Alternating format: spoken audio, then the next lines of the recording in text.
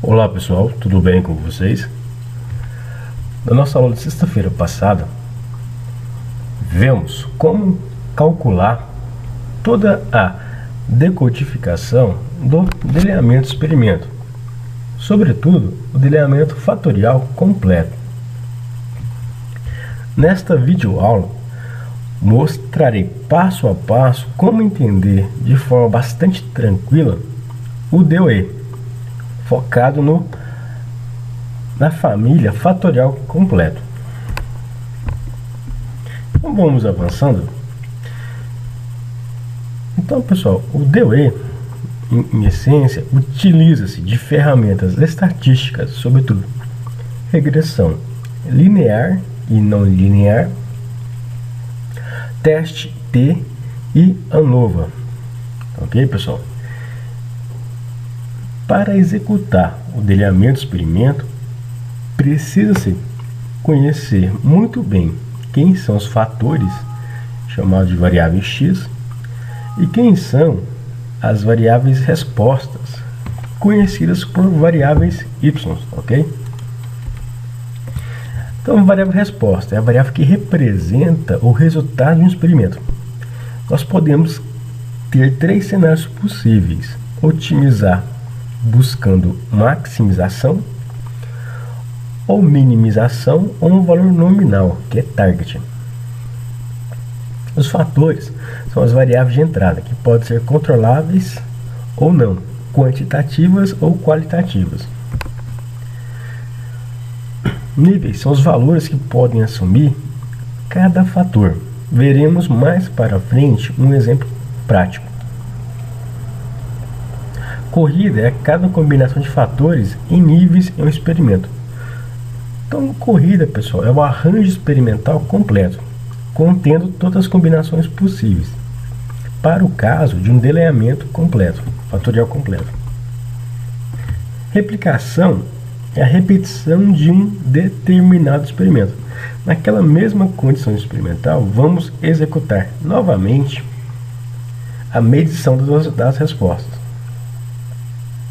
E o projeto é a estratégia de ação que resulta na determinação do número de experimentos e replicações e na combinação de fatores e seus níveis.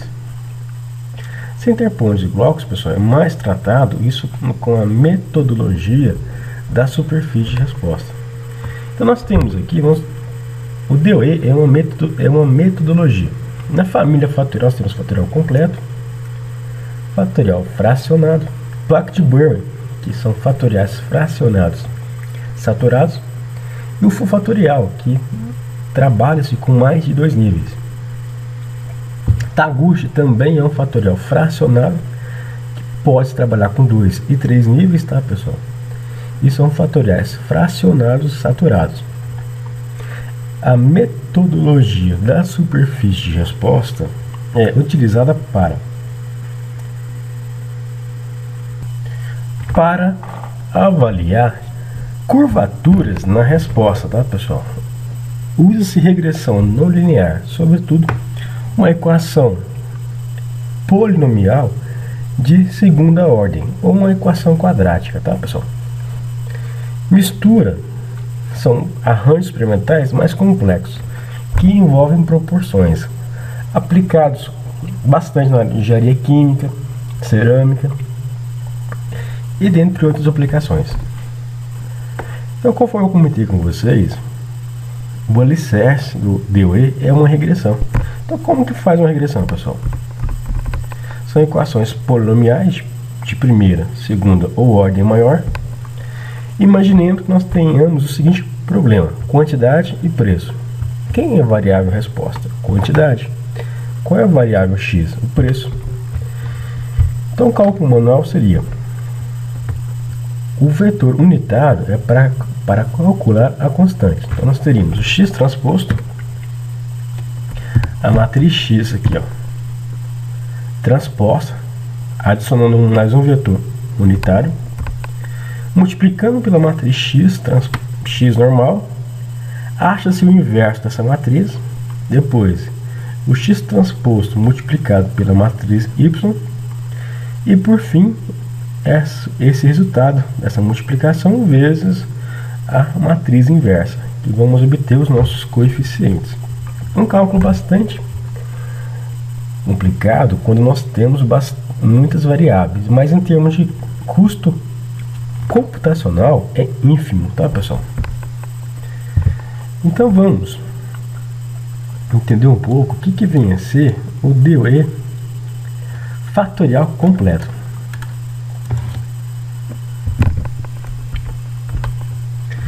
Então, pessoal, para a gente identificar quantas corridas será necessário, é sempre 2 elevado a k.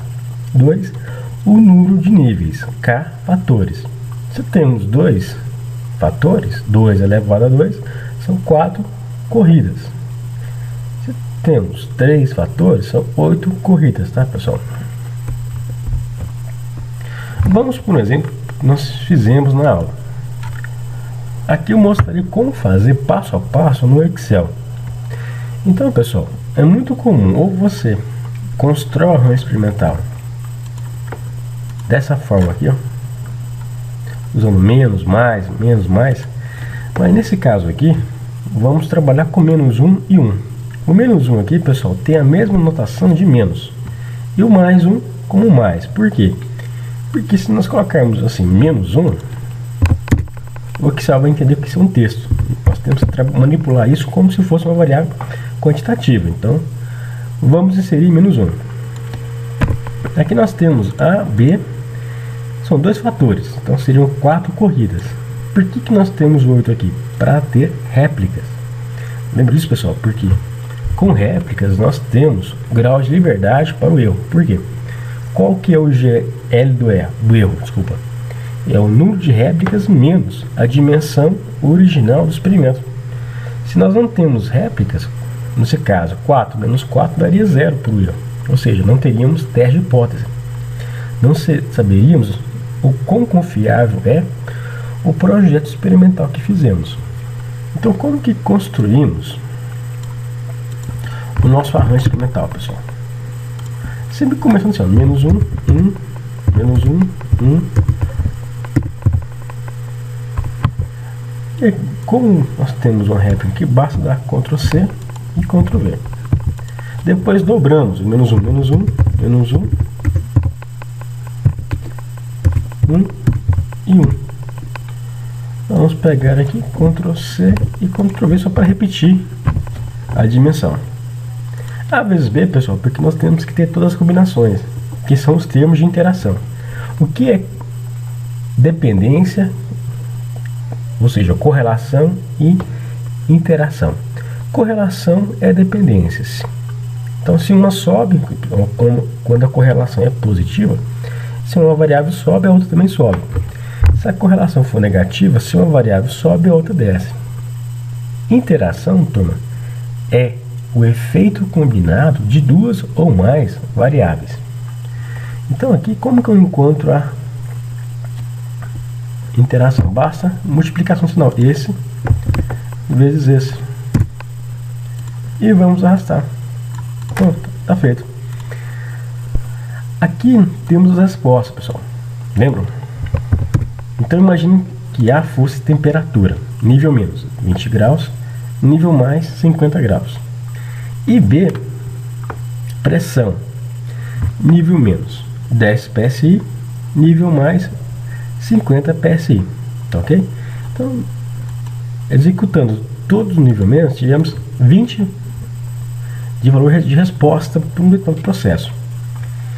Depois, nível mais para fator A e nível menos para o fator B, obtivemos 30. E assim sucede, pessoal. Dica: conforme eu comentei com vocês, 3 erros são possíveis de acontecer. Primeiro, você pode ter estimado de forma errada os fatores.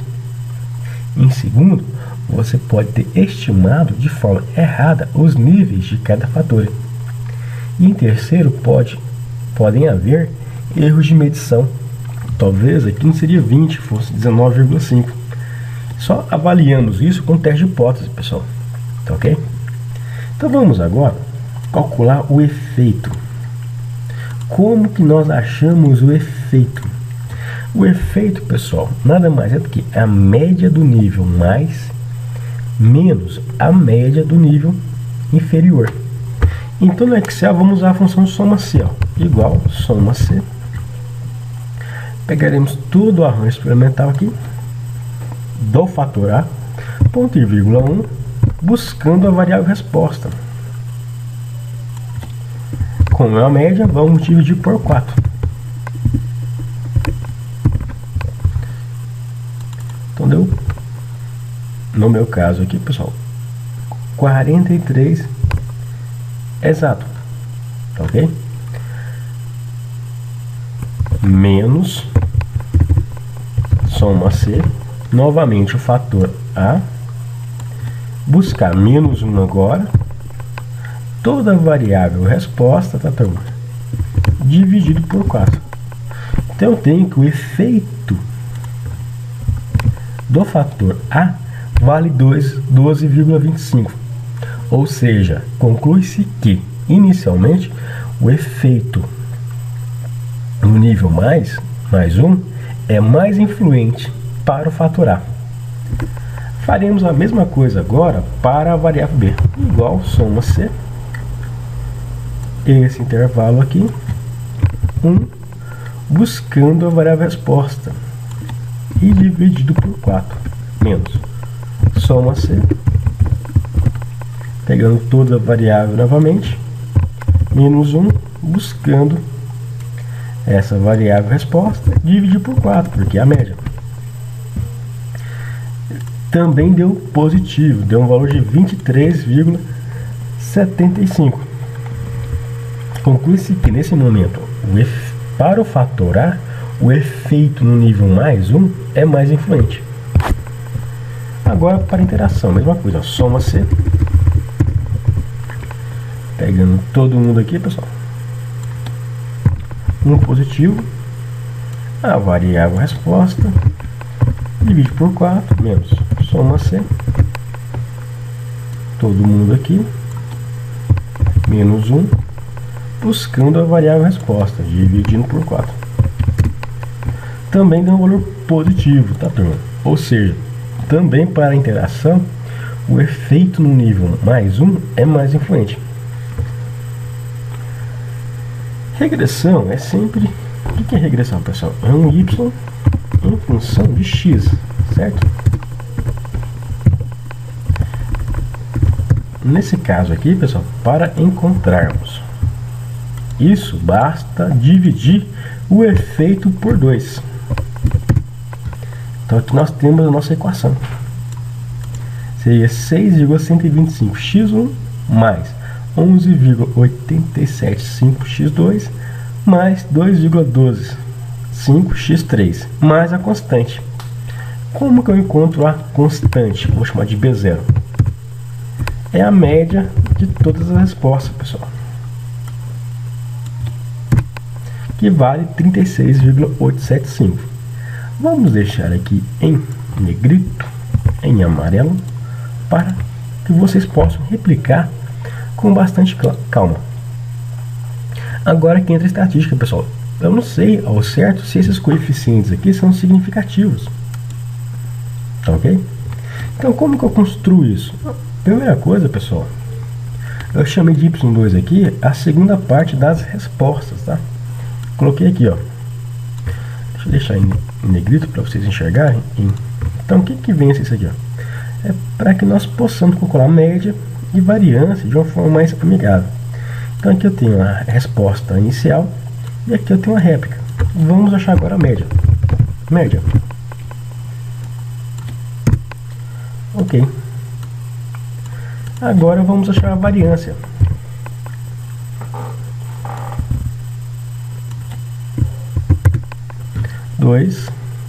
E arrastar, ó. Perfeito. Como que eu encontro o erro padrão, pessoal? O desvio padrão, na verdade, é igual a raiz da soma da nossa variância dividido por 2.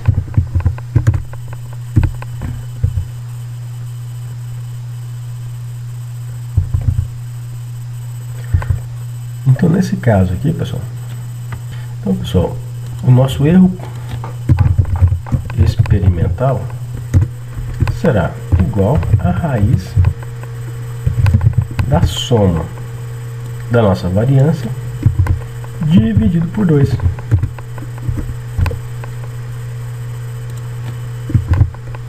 Isso aqui. Então, obtivemos aqui, pessoal, repito, raiz da soma, extrai a raiz e divide por 2, pessoal. 1,7677. Deixa aqui com 4 casas decimais. Agora nós temos que calcular o EPC, que é o erro padrão do coeficiente, que dado por essa equaçãozinha, 0,5 vezes raiz de 1 dividido por n. N é o número de réplicas, vezes 2, elevado ao número de fatores, vezes o nosso desvio erro experimental ao quadrado. Então, para que vocês possam enxergar, seria 0,5 vezes raiz, abre parênteses, 1 que divide 2 vezes 2, duas réplicas, vezes 2, fatores, 2 menos 1, ou seja, 2 menos 1, 2 menos 2 dá 0, 2 elevado a 0 dá 1. Então seria 1 sobre 2, 0,5, vezes esse cara aqui ao quadrado, extrai a raiz e multiplico por 5, 0,5. Obteremos 0,625. Então vamos aqui montar nossa matriz. Efeitos. Igual buscar a constante. Será a mesma coisa aqui. Vamos buscar agora os nossos. Vamos usar a função transpor e buscar aqui os nossos efeitos.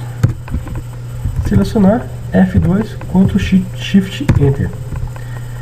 E sabemos que o coeficiente é o efeito por 2. Vamos buscar aqui o erro padrão. Tá tudo. Perfeito. Será que o erro padrão do coeficiente é o mesmo para todos? Bom, agora tem alguma novidade aqui. Como que eu calculo o t-teste? O t-teste, pessoal, na verdade é igual ao nosso coeficiente dividido pelo erro padrão. Perfeito. Agora, professor, como que eu encontro o t crítico? É tabelado. Lembra que o GL do erro é igual o número de réplicas menos a dimensão do experimento. GL do erro é igual, nós temos aqui, nós fizemos 2 réplicas, portanto nós temos 8 ocorridas, menos a dimensão original 4. Sobram 4 unidades, 4 graus de liberdade para o erro. Então vamos aqui, ó, igual em VT, já é tabelado. Probabilidade, sempre 5%, que é o nível de significância adotado, 5%. Grau de liberdade, 4. E vamos, é o mesmo para todos. Então, pessoal, sempre que o t-teste for maior do que o t-crítico, nós rejeitamos H0. H0, o modelo, ou seja, H0. O coeficiente não é significativo. H1, o coeficiente é significativo, tá, turma? Então nós podemos usar agora, sabemos que a constante é significativa, x1 também é significativo, x2 também é significativo e também x3 também é significativo, ou seja, os nossos coeficientes da função objetiva agora, que também é chamada de função de transferência, são significativos. Também podemos calcular o pivelo, igual dist-t, ou seja, distribuição de estudante. X será o nosso t-teste. Grau de liberdade, 4. Caudas, 2. E vamos arrastar.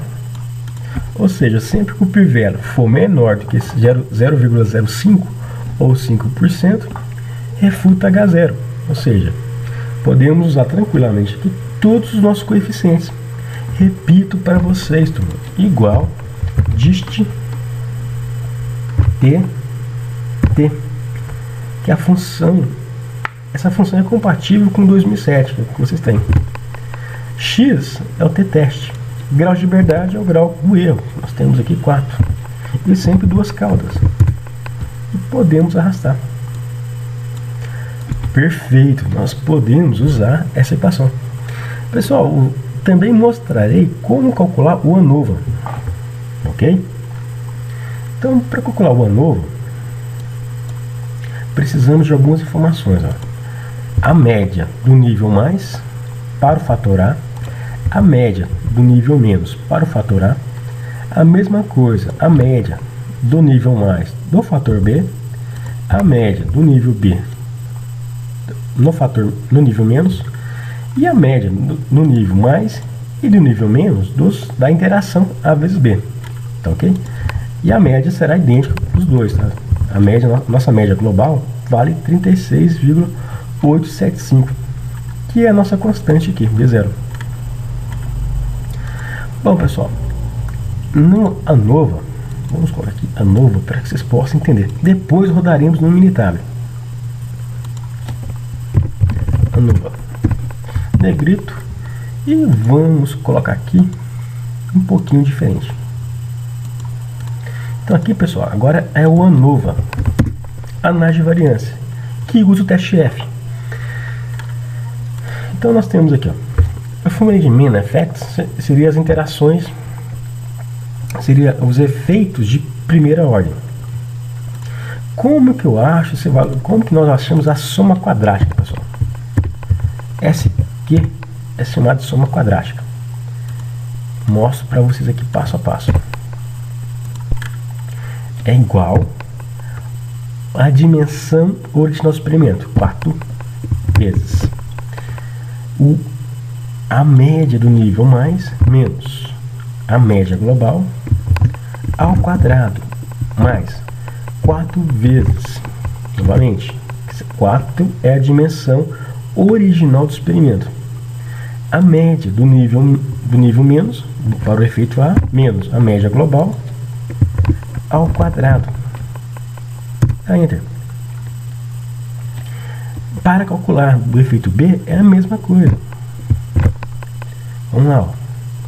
4 porque é a dimensão original do experimento, vezes a média do efeito do fator B no nível mais, menos a média global ao quadrado, mais 4 vezes, novamente, a média agora do nível menos, menos a média global ao quadrado. Dá enter. E soma isso para que nós tenhamos os efeitos de primeira ordem. A vezes B é a mesma coisa, 4 vezes a nossa média do nível mais, menos a média global ao quadrado, mais 4, estou falando aqui errado, aqui mesmo, igual 4 vezes esse carinha aqui, menos esse ao quadrado, mais 4 vezes esse carinha aqui, menos a média global ao quadrado. E os efeitos de segunda ordem, só temos um, é ele mesmo. Grau de liberdade, pessoal, é sempre n-1. N, a quantidade de réplicas. Nós temos 2 réplicas, ou seja, sobra apenas 1 grau de liberdade para cada variável, para cada fator. Como o main effect é a soma de 2 efeitos lineares, sobra 2 graus de liberdade. Porque o STK, que é a soma total quadrática, vale 7. Dos 8 graus de liberdade disponível, a média pega 1 para si. Portanto, sobram 7. E o erro é sempre a quantidade de réplicas menos a dimensão original do experimento. Sobram 4 graus de liberdade para o erro. Ok? Como que nós encontramos a soma total quadrática, pessoal? É o seguinte. Vou dar um Ctrl C aqui e fazer um lugar aqui separado. Colar valores. Vamos calcular a média de tudo, igual a média geral. Vai dar lá 36 e um quebradinho. Perfeito. A soma total quadrática será igual todos os elementos menos a nossa média global da F4 aqui ao quadrado. E podemos agora arrastar e calcular a soma. Então, isso aqui é chamado de desculpa, soma total quadrática. Primeira coisa, nas respostas encontra-se a média global. Pega cada elemento dessa coluna menos a nossa média global ao quadrado e vamos somar tudo. Então nós estamos aqui em Q9. Então vamos agora para cá. Isso aqui é igual a Q9. Então como que eu acho o erro? É igual o total menos o main effect menos a vezes B. Então sobrou 12,5 soma quadrática para o erro. Ah, professor, como que eu encontro MS aqui? É a média da soma quadrática. É basicamente o SQ dividido pelo GL. Tá, turma? Agora, como que eu acho o F-teste? O F-teste, pessoal, tem um segredinho agora. É sempre na média da soma quadrática, todos os elementos dividido pela média da soma quadrática do erro da F4 e vocês podem arrastá-lo. Ok, turma? Repito para vocês, ó. O F-teste é sempre na vetor média da soma quadrática dividido pelo elemento referente à média quadrática do erro da F4 aqui, ó. Nós possamos arrastar. E como que eu encontro o F crítico? É a mesma coisa, igual em VF, que é tabelado, probabilidade 5%, ok? Grau de liberdade é esse grau de liberdade aqui, 1. E o grau de liberdade 2 é sempre o grau de liberdade do erro, que é 4. Da F4 a gente pode arrastar. Então é uma coisa, sempre que o F-teste for maior do que o F crítico, nós aceitamos H1. Na verdade, o ANOVA vai dar as mesmas respostas, ou dará as mesmas respostas encontradas pelo teste T. Então nós podemos usar seguramente todos os coeficientes. E também nós temos o pivela, que é igual dist F, grau de liberdades x, sempre o F-teste. Grau de liberdade 1, sempre o coeficiente GL. Grau de liberdade 2, sempre o coeficiente do erro. Grau de liberdade do erro. Pode dar Enter e arrastar. Pessoal, e por fim, para que nós possamos saber o R quadrado, que é o ajuste da reta, basta fazer o seguinte, ó, R